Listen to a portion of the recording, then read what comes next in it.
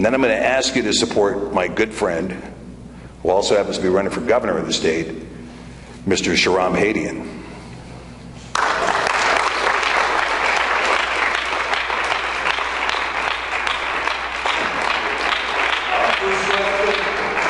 Everyone can hear me. I'll trade you microphones. Could you turn that up a little bit? I can't hear you. Rob, are we going to do questions at the end? Or? We're going to do questions now. At the end, Is that okay? Yeah, we can do that. Okay. And you've got your microphone. Okay. Hang on to that one, and then I'll hang on to this one, and hopefully that will work. And until Sharam gets up here, I wanted to mention, don't forget about movie night, which is the second Tuesday of every month, and that's the luxury box by University City. And that's another great place to get together with fellow constitutionalists and do a lot of here. Thanks. So glad I got to be here. Are you not doing Q&A now? No, I think we're going to do it after Sharam's. Don't get mad at me, I'm just following the law. You guys are awesome. Thank you. Sharam Hadian is the most exciting, brave, honest, and down-to-earth candidate for governor of Washington State that we've ever had. We'll not pander to his audience and say what he thinks you want to hear just for a vote, and that's a breath of fresh air. Man believes that principles come before party, upholding our Constitution and laws, maintaining our national defense by securing our borders, advocating fiscal responsibility, defending state rights, and protecting individual rights, including property rights, all while remembering that each one of these principles succeeds when we stand as one nation under God. Sharam will work to eliminate Agenda 21 eviction from the state of Washington. It will reduce the out-of-control Department of Ecology and restore your property rights. A Christian, a pastor, a former police officer, husband and father, and with your support, the next governor of Washington State.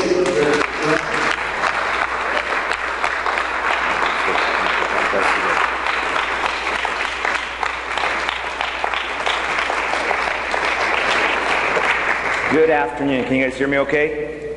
Very good. Rob, thank you so much for that introduction. And I want to thank Spokane County Constitutional Republics and Caper for hosting this event and all the work that went into it. It's truly an honor. Steve, thank you so much for what you shared. And Steve and I are great friends. We travel together a lot. And truly, well, first of all, you can see his intelligence and his knowledge. And we look forward to some good debates, right, Steve, with you and the other Attorney General candidates. That should be a pretty good debate. See how he holds up. We'll see how he holds up. But incredible, and I'm excited for his candidacy and for him stepping up. And you'll hear tonight or today too, just a little bit about my heart and our platform and what we're standing on. And then we'll get into some specific questions. I know you guys have a lot of questions that you like to ask. Just want to tell you a little bit about myself for those of you who have not heard about our candidacy before. Again, name is Sharam Hadian, and we have actually been campaigning now for over 6 months for the governorship. And despite the attempts of the media to pretend we don't exist, and despite the attempts of the establishment Republican Party to pretend we don't exist, the people know we exist, and people are responding, and they really are responding incredibly well. We're so honored by the response and by the encouragement and by the support and by how excited people are getting, because I really do believe that they are responding to the truth. And it is a time for us to stand on truth and on principles. For me, this country, America, which is my home, I'm a proud U.S. citizen, is not just a novelty. It is my reality, because I was born in Iran. And so when we left Iran in 1978, and I witnessed my birth country lose all of its freedoms, we left December. 6 weeks later, the government fell. We were told at that time that, look, allow Islam to come in, everything's going to get better. Maybe similar to what we've been hearing around the world in the last year. And our experience was that Islam came in and took away every freedom that country has enjoyed before, and has turned Iran into the greatest single threat to world stability as we speak. Literally as we speak. And we have to make sure that we understand, and I'll talk about it in a little bit with the presentation that I've been giving around the country.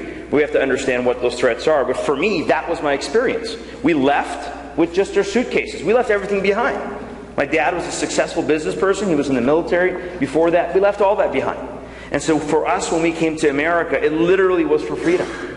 And so freedom means everything, but God-given freedom, as Steve pointed out so well, is what we have to understand, that these rights that we talk about are first and foremost rights that God has granted us, and we are to steward them. When we meet in this place today, any of you thought when you walked into this place that somebody is sitting here from the government and they're going to take your name? Did you guys think that? Somebody's going to come into this meeting room and arrest you for coming here to express your point of view, or to arrest Steve and I for expressing our points of view? We don't think that way. But that is exactly what happens around the world. That is what happens in my birth country.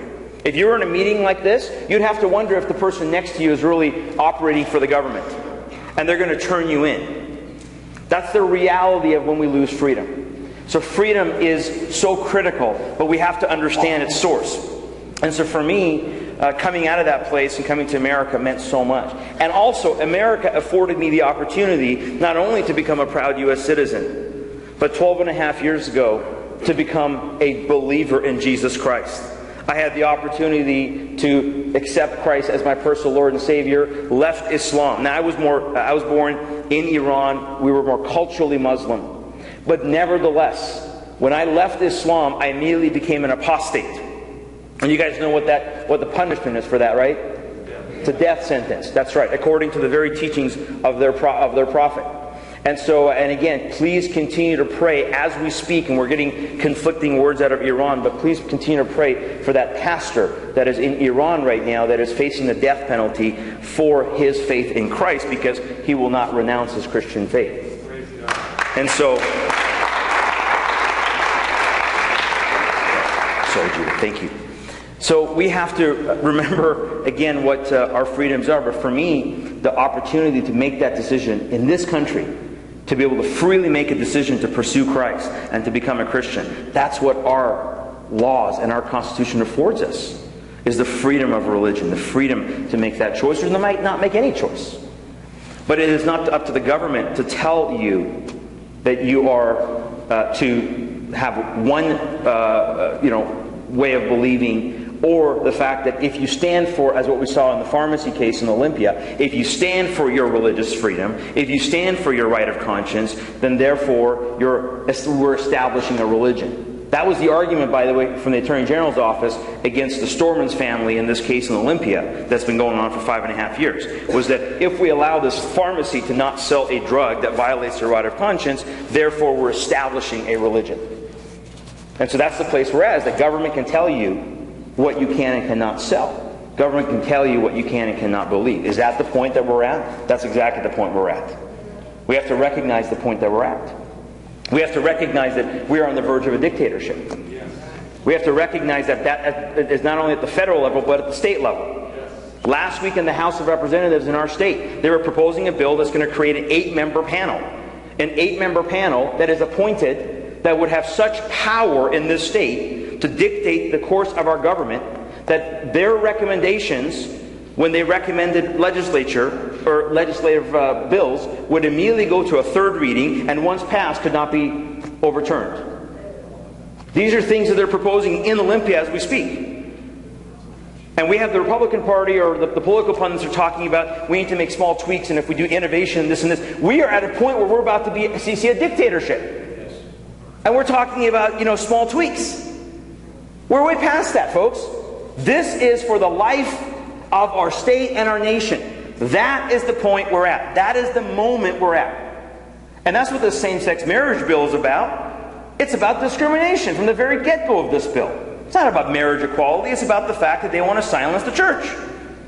They want to shut the doors of the church so that those of us who want to stand and speak truth freely will think twice.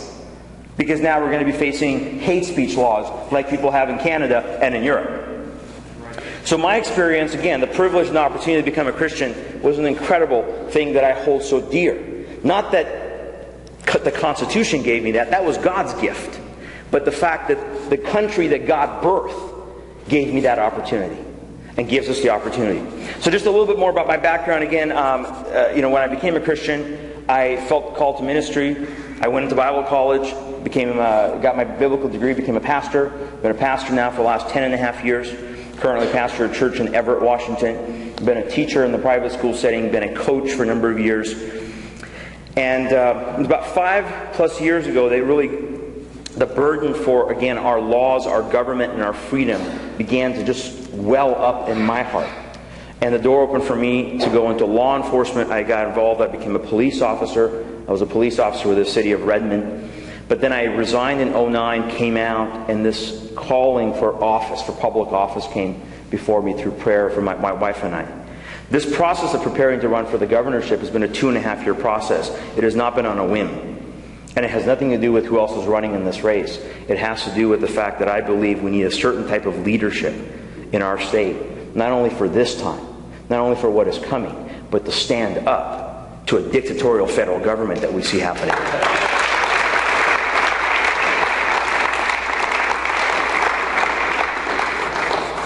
I have been traveling around the country for the last 1.5 years, particularly with my company. I have a company called the Truth and Love Project.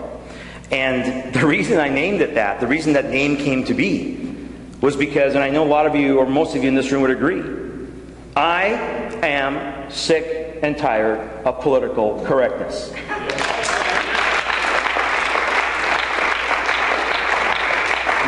My heart is to see that thing just go away. But how do we navigate political correctness? How do we navigate an environment where you're afraid that if you say this, you'll offend this person, and if you say this, you'll offend this person? So therefore, we don't say anything. We must speak the truth in love. We must speak the truth in love. And we must not allow our voice to be silenced, particularly at this time. If there was ever a time, now's the time. And so I've been traveling around the country. I speak on critical issues, national security issues, civic engagement. We have been talking for the last 2 years, everywhere I go, about the importance of civic engagement, particularly within the church community. I mean, folks, if you're part of a church here, you guys know your voter turnout nationally is about 24%. I mean, I'm sorry, it's horrible. And if we engage and we rise up as people of faith and say we will take our state and nation back, we will engage civically and understand our stewardship. You know, one of the things as a pastor, as I talk to pastors and say, well, you know, separation of church and state. So I say, Pastor, first of all, where is that in the Constitution? Well, I don't know, I just heard it. I thought it was in the Constitution. No. Can you tell me where it is? You're not going to find it.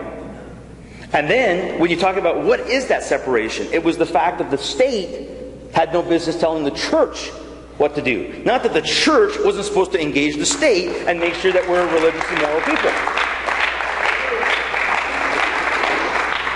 Well, then you got to deal with these pastors and their fear of 501c3 because we don't want to offend this and blah, blah, blah. And then I have to remind them, you know, that Johnson Amendment that was passed where the 501c3 came out was never initially intended for churches. That was a political decision that we have been under the bondage of for the last 50+ years. And I, for one, would love to see our churches completely forgo the 501c3. Tell the IRS, we don't want your tax exemption because it is protected under the Constitution anyway.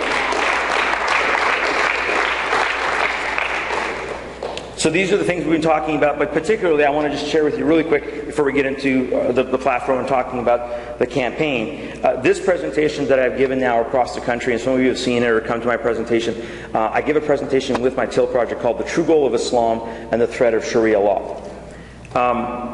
I've given this presentation about 130 some odd times around the state of Washington in the last 1.5 years across the country. Apparently these things have gone to Europe and other places. It's amazing how that sometimes works. Look, you know, Steve and I have talked about this too. As candidates, we run on many issues. And you have to address many issues. When you're running for governor, you're not just a one-issue person because you have to have leadership to tackle multiple issues.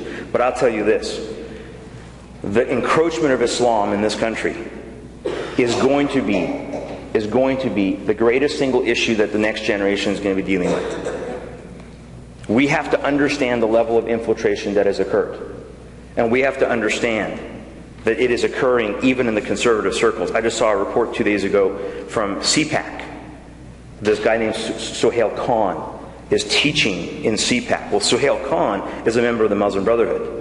And Sohail Khan is telling people in his crowd, in his workshops that he was doing at CPAC, that there is no Muslim Brotherhood in America.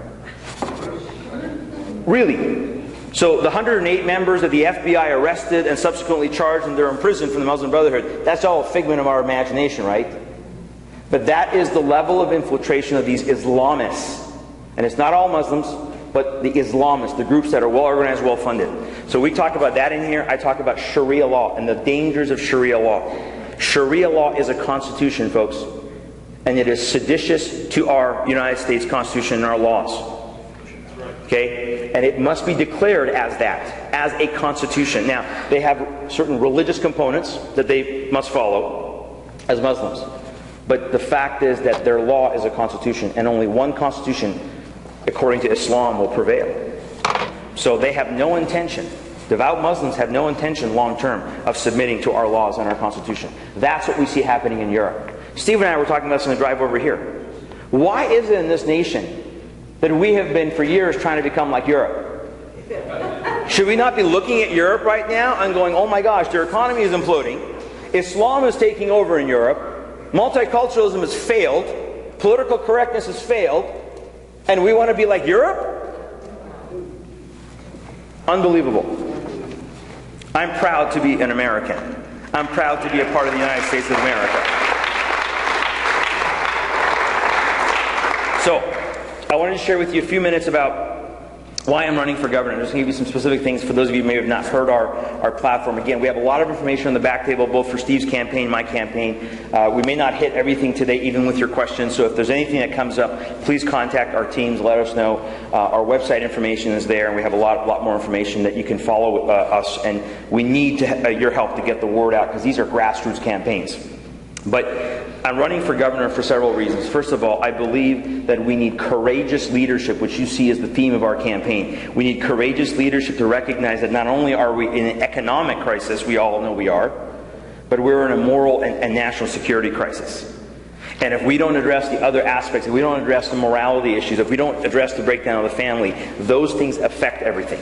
They affect our education system, they affect our law enforcement, they affect jobs, they affect personal responsibility, they affect the fact that if we're to have limited government, that means that people must step up and take personal responsibility, right?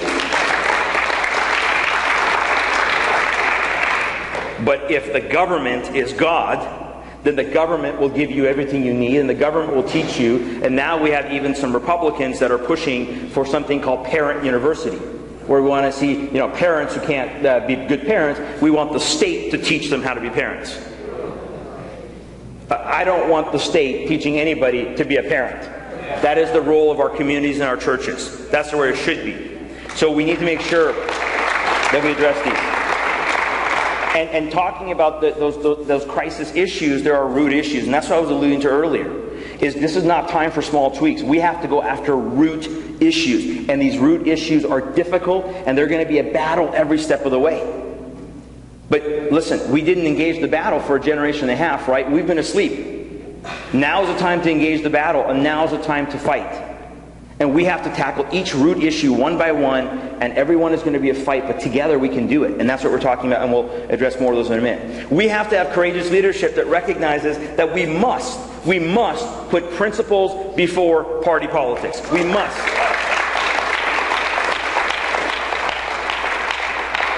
Again, we're running as Republicans. I am a Republican candidate for governor. I believe in the platforms of the Republican Party. I'm not sure everyone in the Republican Party believes in their own platforms. Let us not forget that same-sex marriage was passed into law in this state because 4 Republicans voted for it in the Senate. 4 Republicans, violating Section 7 of the GOP platform. If you've never read it, read it. It's a great platform. It's truth. And I've shared this at certain Republican events, and people go, that's in our platform? Yes, that's in our platform. Read it. We should read it. But our campaign has actually put 12 principles. We put 12 principles online. They're on our website. You can download these. We have copies here. Because we want people to know the foundational principles that we're standing on. And you may not agree with me in all those 12. But that's okay. At least you know where I stand. We have to make sure that we can keep not just our candidates, but our elected officials accountable to principles. And it's time to put principles first. We must also have courageous leadership that recognizes that we must go into this government and clean house. We have to gut this government, and it's going to be a difficult job.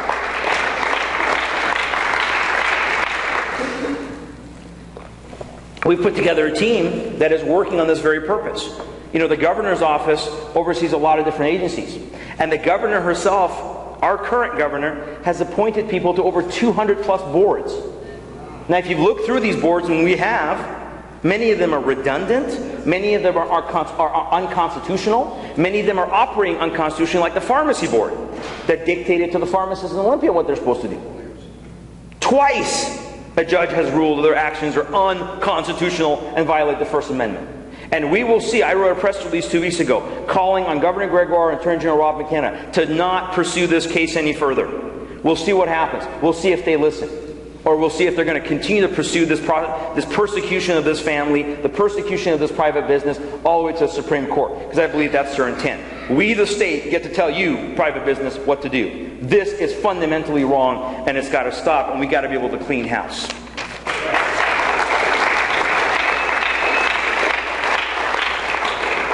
We need courageous leadership that will stand for the sanctity of marriage as one man and one woman. I'm proud to do that, and I'm supporting the Initiative 1192 effort. There's a referendum that will be coming out in about 2 or 3 weeks, hopefully. We're going to support that as well, because we need to have offense, defense to try to stop this bill that was passed and get this to the voters in November. So we've got to gather 500,000 signatures between these two mechanisms, and we need to get people registered and get them out to vote in November. It is that critical.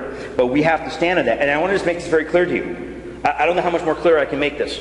My principles on marriage will not change depending on what county I'm in. They will not change if I'm in Bellingham, King County, Vancouver, or Spokane. They will not change. I don't do this and find out which way the political winds are blowing or what the polls say to find out what my principles are. We need to have leadership that is willing to stand on those principles. We also need courageous leadership that will stand for the sanctity of life. This is the fundamental right and fundamental aspect that it is...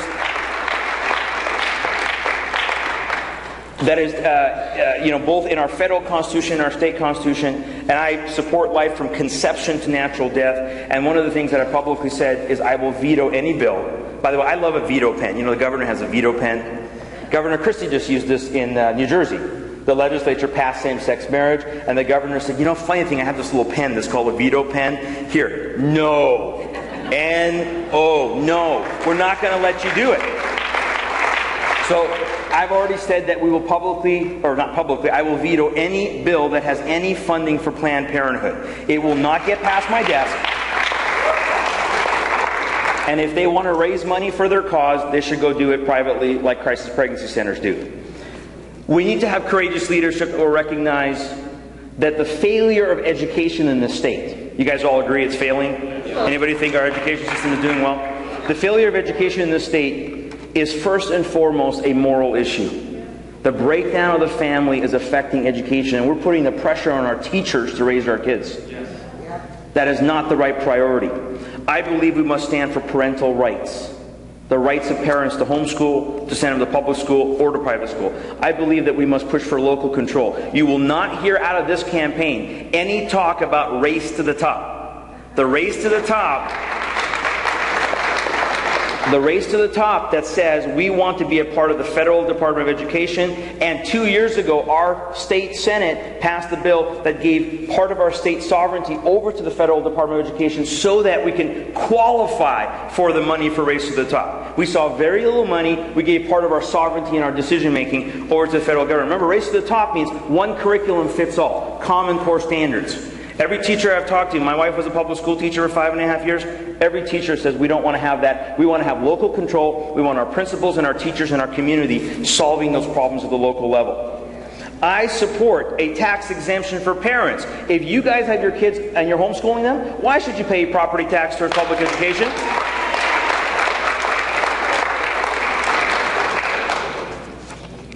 I support more freedom for education.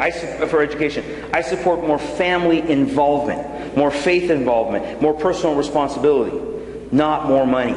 If you look at the OSPI's website, real quick and we'll move on. The last 5 years, this is from their website, hard to find. You got to know the codes to punch in. But we have some education people that are very smart that found this. The last 5 years, education spending in our state has gone up from $8 billion to close to $10 billion. And we have a $187 million surplus right now. $187 million surplus. Last year, the governor made all of us feel bad when they said, we have to cut education spending by 41%. You mean people of Washington State. Oh, well, we found out later they cut the increase of education by 41%. The budget still went up, even though across the state the number of students has stayed the same. And so the fact that the state Supreme Court said that education is a paramount duty, I agree. It is a paramount duty. Is 43% of our budget not enough for K through 12, and another 8% for higher ed? The other candidates in this race want to double spending for higher ed, and Mr. McKenna wants to have 50-50. The state pay for 50% of your education, and you pay for 50%. Where's that money going to come from? Even if it was a good idea. We need courageous leadership on the economic front that will stand up to the power of the public sector unions. You guys agree that that's a problem in our state?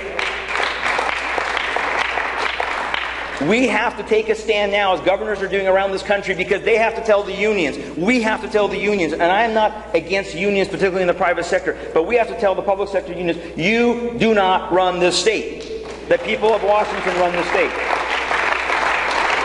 And in order to create jobs, competition, unleash our economy, I really believe with all my heart that we have to see Washington State become a right-to-work state. That we have to do that to cut the power of the union. Tell me if you think this is another area that we have to tackle. I believe that we're going to have the courageous leadership from our governor to be able to deregulate the #1 job creators in our state. That's who? Small businesses, thank you, not the government, right? So how are we going to do that? There's a lot of different things on the tables, and I don't have time to talk about the things like looking at removing the prevailing wage law or mandatory minimum wage increase. Those are some things we're going to look at. But we have to go after the source, and the source and the root is we have to gut the Department of Ecology. That is the source that is killing our businesses right now. And we have to work very hard to systematically dismantle the Growth Management Act. Systematically. We need to have courageous leadership that also recognizes another issue that we have that's causing an economic crisis, and that is illegal immigration. Illegal immigration is a major factor, at least $1.5 billion per year. We have to work to make sure that we strike down our sanctuary policies that we have in the state that don't allow law enforcement to do their job and violate, by the way, federal immigration law. And King County and Seattle are two of those places that have official sanctuary policies. We have to end the embarrassing loophole that has allowed 400,000 people in the state to get driver licenses without social security numbers. This is ridiculous. And remember, the next thing they can do is go online and register to vote.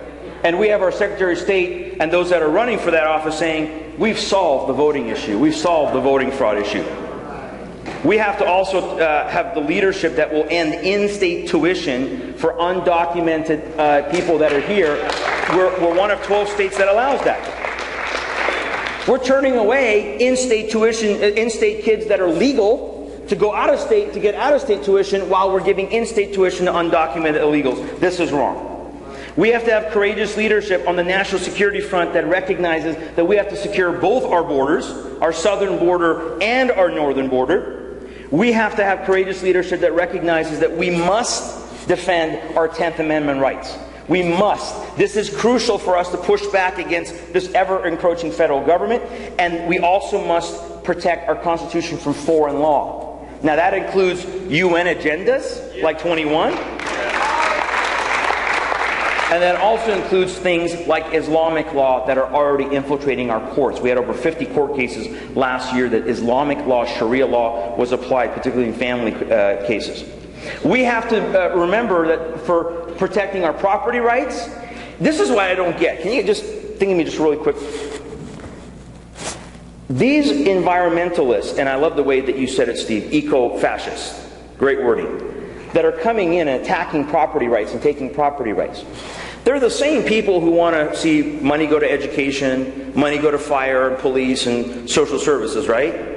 So why would you want to attack the source of income? Property rights, when you own property, you pay taxes. So if that's a source of income for them, why would they want to attack that source of income? It doesn't make any sense. But we know their agenda. We know that the agenda is about something else. And so we must push for community prosperity. What that means is if you give people alienable property rights and their value goes up, their prosperity goes up, guess what? More money is going to come into the system. And so this is something that we have to be able to understand. And again, it shows us the real motives of what is behind this Agenda 21 movement. Lastly, and then I'll wrap up, and then we'll have Steve come up for some questions. We must also, and this is, in my opinion, a national security issue, a moral issue, an economic issue, we must stand with the nation of Israel and support Israel.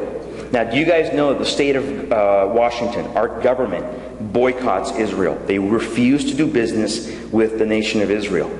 Now, this is while they do business with Europe, Japan, China, and while Europe is in the free fall economically, and Israel is blossoming economically. Why would we not want to do business with them? That will change under my administration. We're working on creating a trade delegation to go to Israel and begin economic trade between our state and the state of Israel. I want to wrap up by saying this. With God's help, truly with God's help, and with an incredible team, I believe with all my heart that I am such a leader for such a time to hopefully stand courageously for our foundational principles. We have to remember our foundational principles. We have to remember that we are a constitutional republic and not a democracy. We have to remember and stand for the voice of the grassroots. That's us. That's all of you guys. Our voice matters and must be heard, and we must stand for them, both within our government, our laws, but also within the political parties. If we don't make our voices heard, we're going to be lost. And lastly, we need that kind of leadership that will remember that we are one nation under God. You know, we hear everybody so just sometimes flippantly say, God bless America. But my heart, because clearly we have not been, a blessing to God. We've been telling God to get out of this nation for the last generation and a half. I mean, let's just be honest. And so I pray that we can once again welcome Him back into our nation, into our homes, into our families, into our schools, into our government, because that's what the founders intended. That again, apart from a religious and moral people, this Constitution, these principles won't work. And that's what we're seeing. That's what we're seeing happen. So the time is now to stand. The time is now to choose. We need your support. I believe that people will see when they hear this message, and they'll hear about our campaign, that there's a clear, conservative, courageous choice for governor. The time is now for us to choose, and the time is now for us to vote our principles. Please, this is not a time to be pragmatic. This mantra that, well, we want to win. We've lost every time we've said that. Let us stand on our principles. Let's give people a clear choice and see what happens. We believe miracles are going to happen if we do that. So please stand with us. We need your support. There's a lot of information on the back table.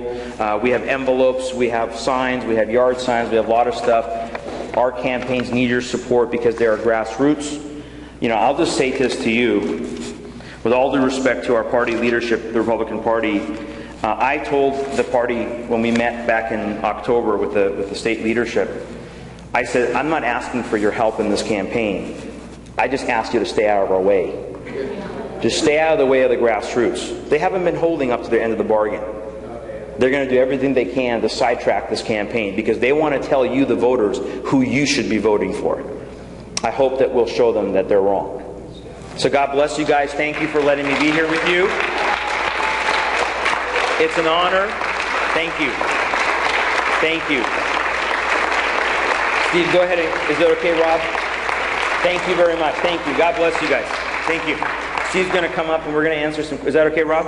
Yeah, while Steve makes his way to the stage, I just wanted to remind you about Lincoln Day, support the local GOP. That's Friday, March 21st at Lincoln Center, 1316 North Lincoln. Speaking of political correctness, our speaker will be Sharam Hadian. Yes. And I'm really proud of you. We really need to support our board, and I'd rather be a member of that party than the party next door to us, I hope. So let's support them. And yesterday I took a real show at my pool talk. I got a lot of nasty comments, and I'm so happy I'm making so much money doing that.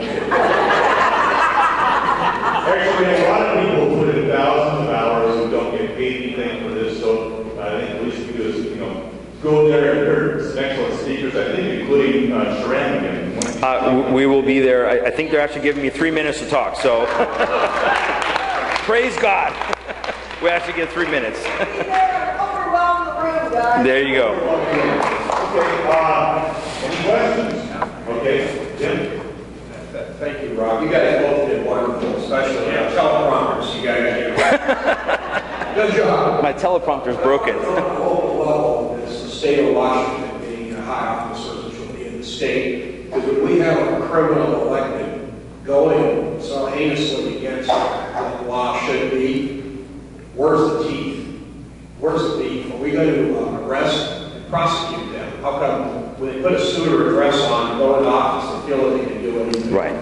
Well, that's a great question, you know, and I want to let Steve answer from a sort of legal attorney general standpoint too. This is where this is so important, you know, to have a governor and attorney general working together, because we have to remind people that when these are elected positions, and you take an oath, you don't take an oath to just support the government, because currently there's a statutory sort of requirement that the attorney general, for example, has to support agencies that they're sued. You take an oath to the people. You take an oath to the state constitution. You take an oath to the federal constitution. And that's what's being violated. And so absolutely, and we've talked about that we have to be able to, from the state level, encourage and work with county prosecutors, local city agencies, to make sure that this stuff is being ferreted out and that they're respecting our Constitution and our laws. And this is where the sheriffs are so important too. I mean, the sheriffs are critical. But Steve, you want to address this too from an Attorney General position? Yeah, sure. The statute that governs the Attorney General's office. Before you get to the statute, first you have to start with the oath of office. Defend, protect, restore the Constitution of the state of Washington and the Constitution of the United States. That's the first duty of the Attorney General. You have to meet that standard first. Then you move to the statutory construction. Now, the statute actually has 4 or 5 provisions in it. One is to defend state officers and the state offices. So if somebody comes out and sues the Secretary of State or the Department of Health or something like this, the Attorney General has to do like any lawyer would do.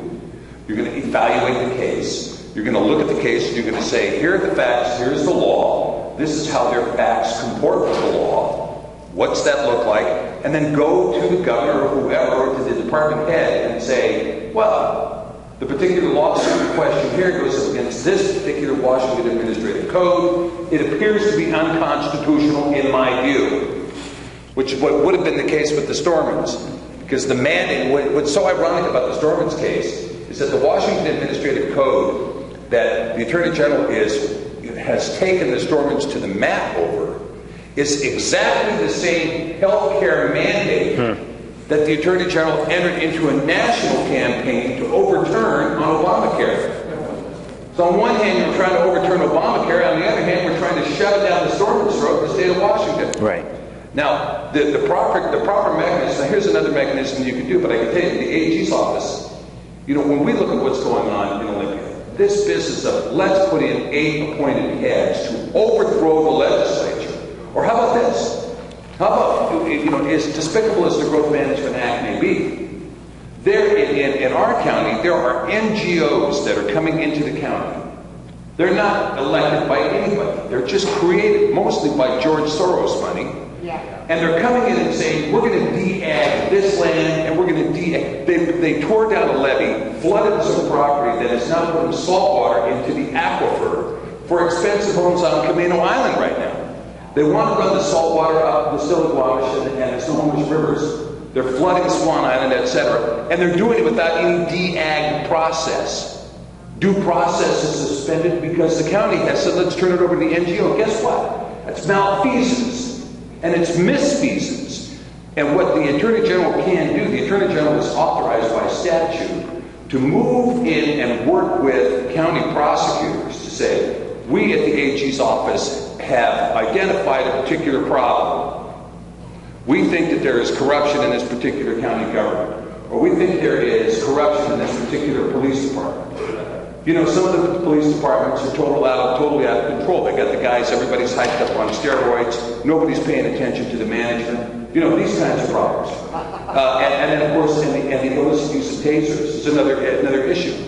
But you have to be able, with the Attorney General's office, to walk into a prosecutor's office and say, look, we think there's a problem, we want you to do some investigation. When we see egregious problems, now some of the problems, how do you make a case?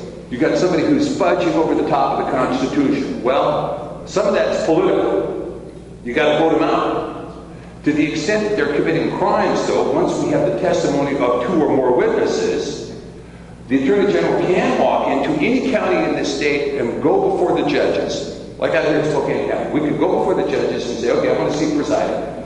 We want to appoint an on-bank panel of 3 judges, and we want a grand jury to be appointed. Now, this is all statutory construction.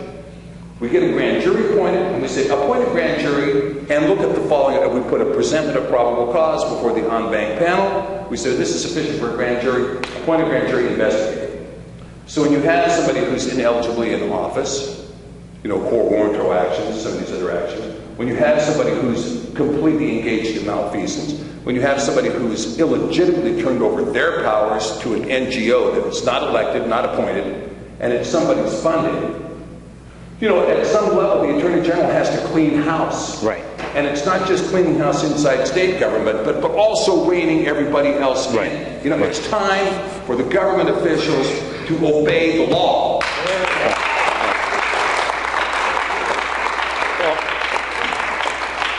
And Steve and I have talked about this at length, the cleaning house aspect that has to happen at the state government, and I know in a lot of our local governments, to some extent it is a top-down thing in regards to the fact that leadership is top-down. Leadership is where you lead by example and you lead hopefully courageously. It can send a huge message. And we've talked about the AG's office. I mean, the AG's office, remember that our current governor was the AG for 12 years. Don't forget that. And before that, she headed up the Department of Ecology. And before that, she was an Assistant Attorney General under Slade Gordon. So there's a long history. And so the people that have been in our government have been there a long time. And when the AG took over, he was counseled to clean house in the AG's office. 700 plus lawyers, 500 support staff. Largest law firm in the Pacific Northwest. Yeah, is the AG's office. Didn't happen. Didn't happen for political reasons. You violate the fundamental principle of cleaning house, everything falls apart. We have to go in and start cleaning house to bring back integrity and accountability and honor to our government. Not make political decisions, but make principled decisions. And that's the foundational, ethics that guide us. And also because I believe that we are deeply accountable to God, the higher law, the God of nature, as Steve was talking about. So great question. Another question, are we there? Yes, sir. There's a couple of things. One's a comment, and one's I just want to thank you guys for the sacrifice that you're making, taking out of your lives and your own fortunes to run for these offices and give us a respectable choice that we can go do that when we mark a ballot.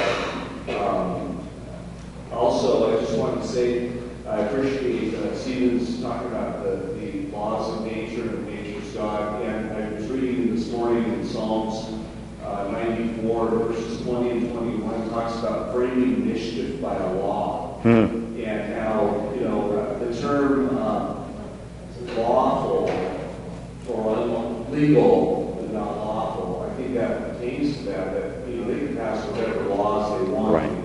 Same-sex marriage legal, but still under God's law it's still unlawful. That's right. And I just when you were talking about that, this sort of elucidated the verse that I read this morning.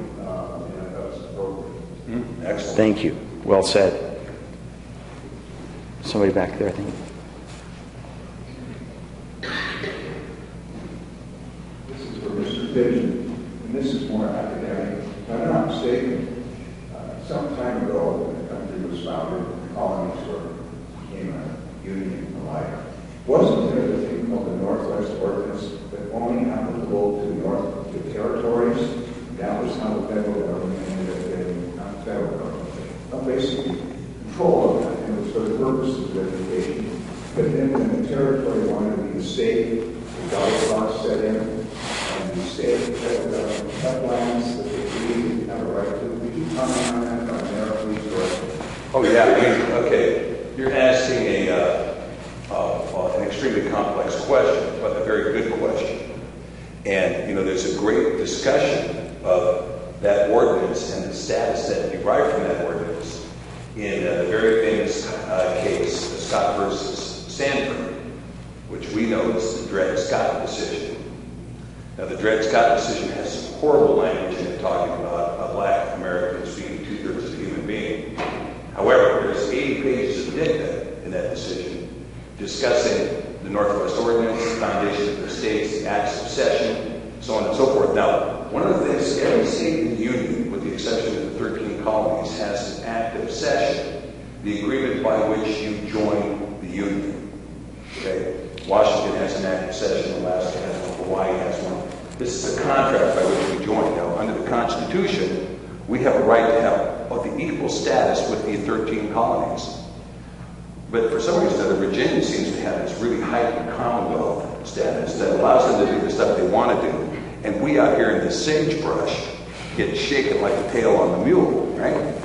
And so what you have is, you remember, how many people here remember the Sagebrush Rebellion? Anybody remember that? The Sagebrush Rebellion was a property rights rebellion that took place under Jimmy Carter, but it suffered from a national malaise. And but nonetheless, you still see elements of the Sagebrush Rebellion totally alive in the state of Utah, very vibrant in the state of Montana, where the states are saying, you know what, you don't get to wag us like a tail on a dog. We're not peripheral lands that you get to hold. We have an act of cession that gave us equal rights. Now, part of what you're talking about with the Northwest Ordinance, that cession, now that was also superseded. There's a couple of factors that happened after that. The Civil War was one, the 14th Amendment was another, and then the statutory construction that took place under Teddy Roosevelt to create national parks because he liked the look of Yellowstone. Right?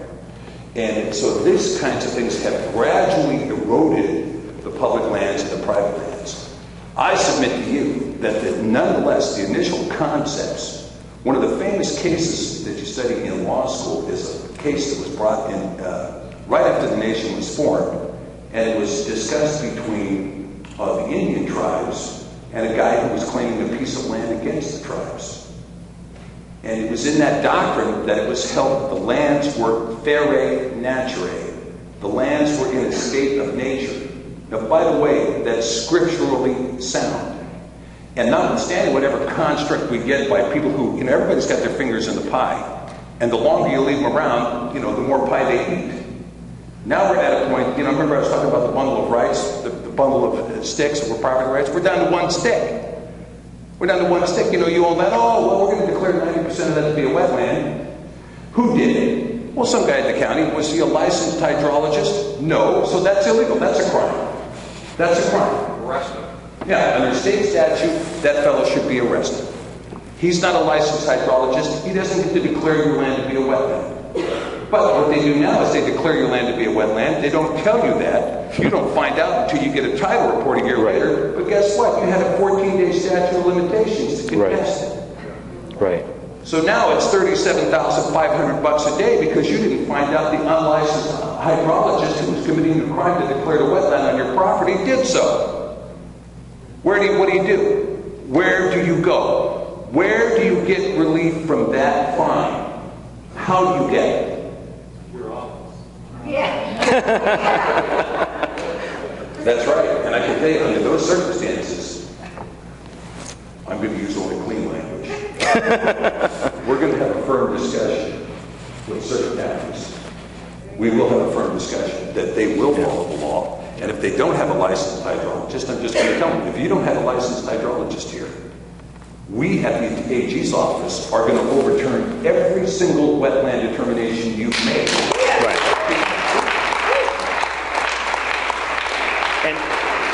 And again, this is why it's so important that, from the governor's perspective, those departments like DOE that are under the purview of the governor, this is why we have to go in there and begin to gut these departments, because that will send a huge message. And it is not going to be politically fun, but it is absolutely necessary to do these things so we can send a huge message. One of the things that the Department of Ecology does is that they're mandated, or they're governed by an Earth Charter. Now, what is an Earth Charter? Is basically Earth worship. And so our Department of Ecology in this state that has also funneled our public education system so that our students could be good global citizens instead of their, we're not talking about not being a part of the world, but the fact is that, first of all, and this is not a state issue, it's a federal issue, but I would love to see the United Nations defunded, right? Why are we sending money to the United Nations, and why are we sending money to some of these countries overseas that we know, like Steve said, that are funding terrorism? But the fact is that the Earth Charter in the Department of Ecology is Earth worship. And this is absolutely not. This is what is governing. This is what, I'm all for stewardship of resources. I do not worship the earth. We want to be very clear with that. And so this is one of those reasons why these departments have to be gutted, because their mandate, their foundational principle they're being governed under is something that says the earth, the land, is more important than you and I, that is a breathing, living human being that needs to live off the land. And that is why we're in the mess that we're at. And that's usually what happens when you vacate the God of nature, because you begin to worship nature instead of the God of nature. And that's a fundamental principle that we see at work. So, question, where are we? I can't see. Oh, I'm sorry, right here. I was looking over there somewhere. Yes, sir. Well, first of all, I want to thank you guys for being here. I got to state, first of all. Yes, sir. Having worked in Seattle and knowing how Boeing is so strong over there and Longshoremen are so strong that I've been Secondly, I don't understand the judicial system either in the state or nationwide, but what is the impeachment process and why can't that be used to put somebody out of office, either statewide or nationwide? Yeah. I'm thinking of our national leader. Can I answer the first question first, because you were talking about the union situation. Our campaign out of the three in this governor's race was the only one to issue a press release about the situation that happened down in Longview, Washington with the unions. If you remember what happened in Longview, now those were private sector unions, but the port down there, instead of using non-union workers because they were threatened, ended up using union workers, but apparently they didn't use the right union. And so the other union got upset, stormed into the compound, held 6 guards hostage, threatened 40 police officers, damaged property, overturned cars, and they got a slap on the hand. Nothing happened. We had no statement from the governor, no statement from the Attorney General's office. Nothing happened. What should have happened in Wisconsin when the unions came into the Capitol in Wisconsin and damaged $8 million of property. Because I like Governor Walker and I appreciate his courageous stance out there. One thing I would have done differently is in Wisconsin when that happened, day one, when they didn't peaceably assemble and they were threatening lawmakers and damaging the property, the National Guard should have been called out. And every single one of those people should have been removed, period. And so this is where we have to stand up to the unions, and the Attorney General's office has to, as the chief law enforcement officer of the state of Washington, who in my opinion in the Longview case did not back up his law enforcement community, and I'm telling you this as a former police officer. You had 40 police officers against 500 union members. The SWAT team should have been called out, and the National Guard should have been called out. So this is the type of message that we have to send, again, to the unions. And I'm not saying, again, this is a fight, but it's a fight that we have to take on, that we have to be able to not only show who runs the state, but secondly, and remember, one power that the governor has is the governor is the only one against the unions, public sector, that can negotiate collective bargaining. The legislature in our state doesn't have that right. So as governor, what I've already said is we have been in the fiscal emergency. The governor should have called a fiscal emergency, which would immediately force the unions to the table to negotiate and to renegotiate their benefits, their health care packages, and other situations. That should have happened, and it would have saved the state millions of dollars. Millions of dollars. And so these are things we can do, but we have to have a governor who's willing to actually, shake up the landscape a little bit. So go ahead, Steve, if you want to answer the other question maybe about... Well, sure. I'm a big believer that the governing authority here is the rule of law. And so that makes a big difference. When you have unions that are out of control, and particularly where unions are killing people, or they are physically harming people, those are felonies. Right. Right? Now, I can tell you, having had some experience in Alaska with the Teamsters Union, for a long period, I don't know if anybody of you guys remember this, but 959, the local up there, for many years, completely controlled the state. Jesse Carr, 959. And believe me, there were a lot of dead people all over the state. And there were no repercussions. Finally, in 1981, the court took the bull by the horns, one case, and they slapped the Teamsters with such a huge damage award for what they had done That was the end of the union's power in the state. It ended. It finally ended. Now, when you have a situation where you have 500, gangsters going down and beating up police in that kind of a situation, well, first of all, RICO statutes apply to that. Right. That's an organized effort. Right. And there's a whole level of set of statutes that come in. And yes, the AG should have it. That is what discretion in the office. A proper officer would say that's a significant event in the state, not a pharmacy saying get your abortion pill at the 33 other locations in town. Right. That the state is elected to spend $1.5 million on, while we turn a blind eye to an attack on 40 policemen. See, that's prosecutorial discretion. And that discretion, which discretion would you prefer? Do you want to live in an environment where we're free from, hard physical crime? Right. I mean, that's the question you have to ask. Right. One of the issues, and did that answer the second part of your question? I just wondered why the impeachment process... Oh, the impeachment. I knew there was a part of your question. Now, I don't understand the impeachment process. Well, the impeachment, the best impeachment process there is don't vote him in to begin with. I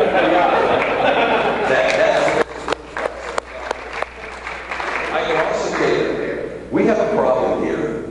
One of the chief problems we have in the state of Washington is voter fraud. Right. Now, you heard Sharam talk about it. He said there's 400,000 illegal driver's licenses issued in the state. Judah went online, re-upped his voter registration, they asked for his driver's license number and his date of birth. End of story. Boom, you're registered. Okay? That's it. So we can, now, let me ask you this. If all 400,000 illegal licensees vote, how does the election go for any particular candidate or initiative? It's over. Right. Now, how many, you guys are here in Eastern Washington, you've watched your whole life the tail in King County wag the whole dog of the state, right? Got to You know that tail in King County is sitting there eating that King County dog food. And I'm telling you don't want to eat that stuff. It's bad dog food, okay? And the fact is that allowing King County to run the state only happens because only 24% of the church votes. Right. Okay? If you move from 24% to 50% of the church voting, King County doesn't tell you what to do anymore. That's right. And I can tell you right now That's right. that them telling you all the time, oh, well, King County's good, well, King County's got it, King, forget it. Overrule. That's right. Overrule. There's 39 counties in this state. And let's make sure we hear from the other 38 counties as to the way we're to govern. And that's what you're seeing in these political decisions. You're seeing the other AG candidate, who's a Republican, who came out, who's on the King County Council, came out in support of same-sex marriage and said, I'm pro-choice. These are the type of things that we're seeing. Why was that decision made? It's a political decision. They're making political decisions, violating principles, and violating the platform of the party that they're supposed to be standing for. And so this is, again, the moment that we have to be principled in our decisions and principled in our leaders. That's what the founders intended, and I believe that's what is necessary. And the other thing, too, with cleaning house, the advantage that we can bring is that I believe that if you're going to clean house, you can't be a part of the house. You've got to be from the outside coming in, because you owe too many things. People who've been there for all these years owe too many favors and too many strings attached in that corruption. And so that's the advantage that we bring. So when people say to me, well, you don't have the political experience, I say, thank God. Thank God that I don't have that political experience. Because we need servants to go into our government. We need statesmen to go into our government, not career politicians. Because they're going to make those kind of political decisions. And can I just add one more thing, because you were talking about the impeachment office. We've seen laws around the country, and it is starting to happen a little bit more, where they're starting to focus on the mechanism to impeach. Because especially when our judges are applying foreign laws, when they're adjudicating and putting precedent on the book using foreign laws. We saw, I think was it Kagan or Sotomayor on the Supreme Court that said, I have no problem using foreign law. It's good. That should be an impeachable offense. And why do we have our Supreme Court justices have lifetime appointments? They're not supposed to. And yet they get in there and it's like, well, you can't take them out until they die. This is ridiculous. So these are some of the things that, but again, federal issues, state issues, we want to make sure. But go ahead and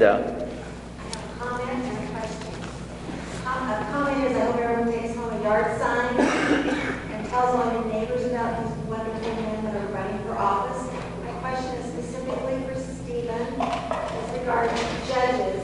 This is not about formulas, it's about, I think you know something about this personally, but not going into detail. A judge that can rule that a county official gets away what laws they want. What as Attorney General could you do about that? And we only have 5 more minutes. Yeah. 5 more minutes, I'll limit my answer to only 25 minutes. The condition with the judiciary, I can tell you that in some of the courtrooms in the state, the judiciary is completely out of control. I mean, as in completely out of control. And I'm not going to mention any places in the county. But I can tell you that there are some places, some of the counties, there's great jurists. Okay, we've seen a real strong bench in Whatcom County. There's a very strong bench in Pierce County, for instance. The federal bench in Tacoma is incredible. But there are benches that are just absolutely gone. And they're no longer adjudicating facts, they're no longer adjudicating law. They adjudicate their friendships and their political relationships. They funnel money to their lawyers back and forth. And this kind of stuff it's so onerous right now that I can tell you that there is a major class action lawsuit that is brewing against King County. And because there have been so many men in King County that have been victimized by that system, that it's cooking. Okay? And we have looked at the law, and there is a cause of action under 42 U.S.C. 1983 for that kind of thing.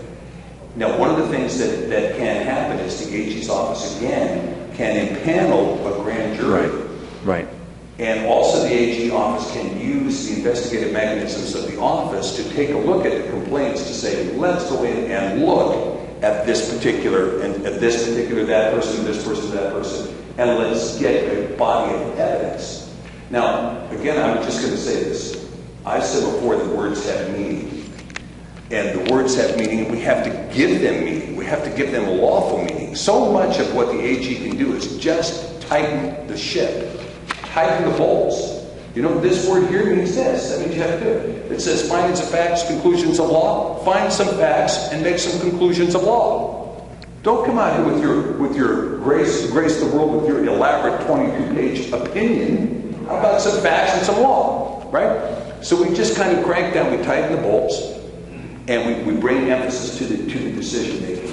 And we put some heat in the kitchen to say, it's time to do a good job, not a sloppy job, to do a good job, and see if we can tighten the reins. And importantly, for those judges that may be watching this video, you know, now is the opportunity for you to step up to be a qualified person. That's right. Okay? Whatever you, all the fudge you were letting slip onto your decisions now, clean it up, straighten it up, and be the best you can be. Absolutely. We have one more question. Yes. President Reagan warned a group of air traffic controllers and said, you are not to organize. And they went ahead and did that. And that's, of course, so was Patco. And he fired them. Now here we are at the state level, this stuff going on with the Public Employees Union. I'm wondering, where do we draw the line? What can they do? And would you negotiate with them, and at what level? I know this is a difficult question, but No, it's a great question. It's not a difficult question. teachers, I'm a teacher too. Right, and this is what I was talking about with regards to the collective bargaining and forcing the unions to the table, because one of the tools that the governor has when you force the unions to the table is to say, I will enact layoffs if you don't X, Y, Z. And for example, when we saw in Wisconsin where teachers were forging notes so that they can be protesting, those teachers should have been fired. When we have teachers striking in Tacoma, and again, like you said, you're a teacher, my wife was a public school teacher, I love teachers, but the unions, we see it with the dance of the lemons, where you can't get rid of bad teachers because you have to shuffle them around, because you can't, my wife worked with a teacher that was coming to work drunk for a year because she was going through a divorce, and as much as my heart goes out to that person, she should have removed herself, the principal should have removed, but they couldn't do it because of union protection. And we see this also in law enforcement community, where the unions protect bad police officers and don't protect the good police officers. So the fact of the matter is that these are the things that the governor has the ability to push and force and tell them, if you don't come to the table, I can make across-the-board layoffs. So it's not but it's not a politically correct answer. Oh, you don't want to tick off the unions. Really? So they do run the state? Is that what you're telling me? No, that's not what's going to happen. We are going to remind them who runs the state. That's what's going to happen.